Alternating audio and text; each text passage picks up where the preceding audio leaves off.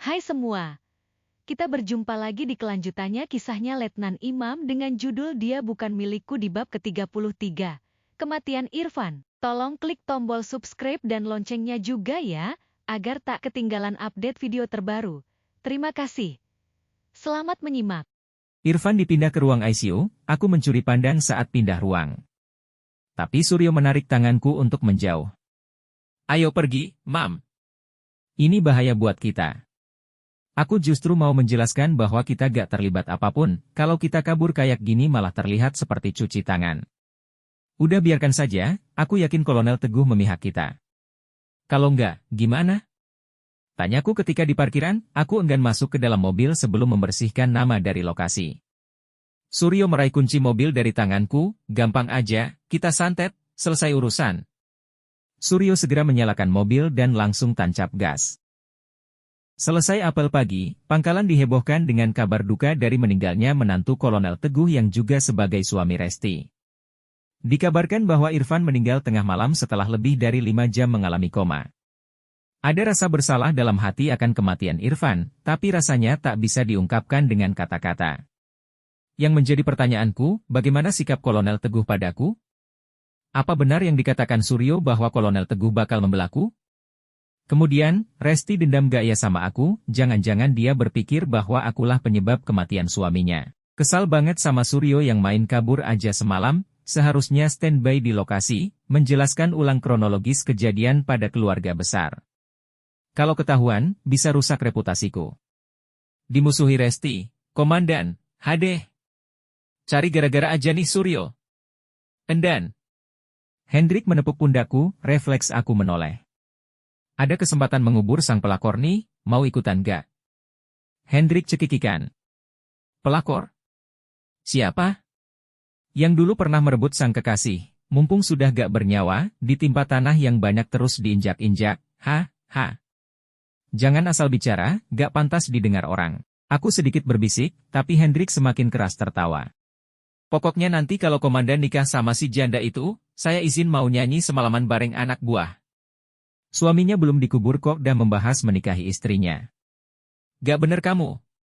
Jujur, Endan. Pasti komandan senang dapat berita ini kan? Hendrik semakin memojokkanku. Aku hanya tersenyum, mau bilang, iya, takut dosa. Kami tertawa bersama. Jangan sampai ada orang lain yang tahu, apa yang kami bahas, bisa turun pangkat atau bahkan dipecat karena melanggar kode etik kesopanan. Aku memerintahkan pada anak buah untuk berada di bagian belakang dari pasukan lainnya. Kebetulan juga komandan tidak memerintahkan pada seluruh anggota untuk mengadakan upacara pemakaman. Saat pemakaman, aku hanya bersiaga di daerah parkir, sengaja enggan mendekat.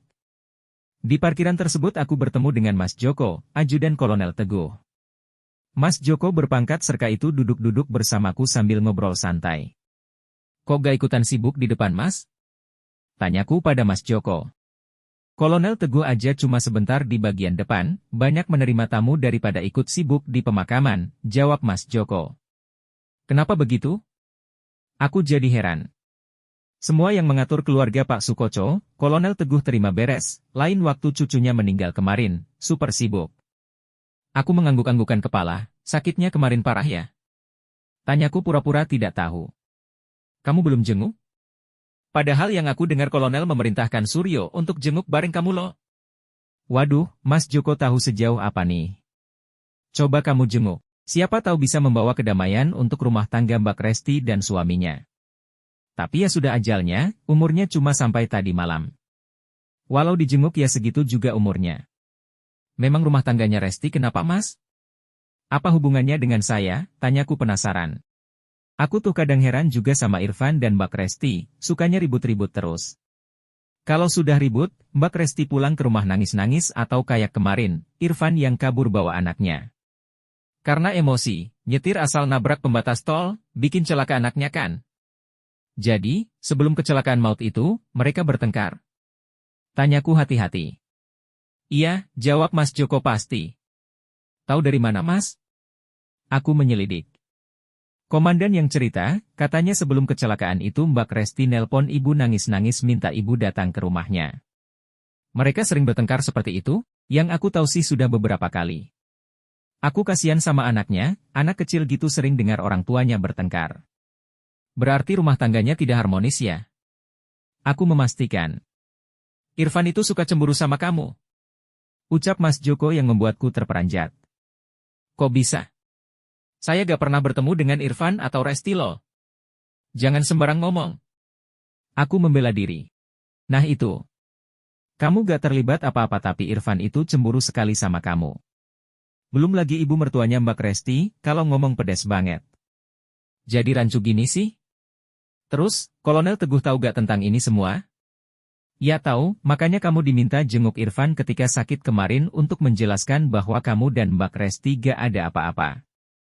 Tapi kamu belum jenguk Irfan, dia keburu dead. Aku jadi serba salah.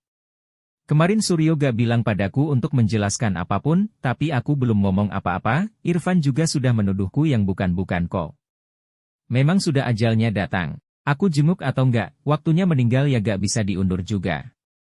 Tuh, kamu lihat. Kolonel Teguh cuma nerima tamu yang bela sungkawa aja, gak lama-lama di dalam. Udah ya, kayaknya komandan sudah mau meninggalkan tempat. Mas Joko meninggalkanku. Salam untuk komandan, Mas.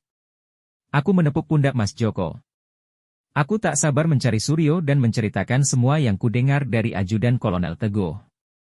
Jadi Kolonel Teguh belum sempat cerita sama Mas Joko bahwa kita sudah menjenguk Irfan semalam, terka Suryo. Kayaknya begitu. Kamu gak bilang kalau Kolonel Teguh titip pesan untuk mendamaikan Resti sama Irfan? Komandan gak bilang sama sekali kok, gak beres nih Mas Joko. Kok sekarang dia bilang kalau ada kata-kata tambahannya? Nanti malam coba kita datang ke pengajian suaminya Resti, kalau ada Mas Joko, kita tanya bareng-bareng. Anaknya meninggal aja aku gak mau dateng, apalagi pengajian suaminya. Nanti disangka ngarep jandanya Resti lagi. Maleslah. Kita datang ke sana untuk mencari jawaban yang benar dari Mas Joko. Oh, aku kira mau mengharap besekannya. Jawabku malas. Itu juga sih, katanya mertua Resti itu tajir melintir loh, mesti hidangannya banyak. Kopka. Aku menendang Suryo kesal, dia hanya cekikan melihat aku marah. Pokoknya nanti malam aku jemput, bareng sama yang lain kita ke sana. Jangan sampai enggak. Aku berlalu meninggalkan Suryo tanpa mempedulikannya. Malam harinya, aku dijemput di mes oleh kawan-kawan leting. Mereka menyemangatiku untuk ikut tahlilan. Dengan hati yang menggondok, akhirnya aku ikut bersama mereka. Sepanjang jalan mereka bercanda riang mengomentari dan menyindirku, tapi sama sekali tidak menggugah selera humorku. Sampai di rumah Resti suasana mulai ramai, banyak orang sipil yang tidak kami kenal. Ketika akan memasuki pagar rumah Resti, kami dicegat Mas Joko, ajudan Kolonel Teguh. Jangan masuk ke dalam. Kenapa? Tanya Suryo. Situasi di dalam tidak kondusif. Saya berjaga di sini diperintahkan komandan untuk melarang kalian masuk dalam rumah Mbak Resti, kalau mau di luar sini saja, silahkan. Jadi gak bisa ikut pengajian? Selah Hendrik. Sebaiknya tidak usah. Aku melihat ke dalam rumah, tampak Resti sedang memegang bingkai foto, sesekali dia mencium dan memeluk foto tersebut. Kasihan sekali, pasti sakit rasanya ditinggal orang tersayang. Bersambung. Ikuti kisah Letnan Imam selanjutnya dengan judul Dia Bukan Milikku. Karya Sitanya Fahmi. Tersedia di aplikasi KBM App.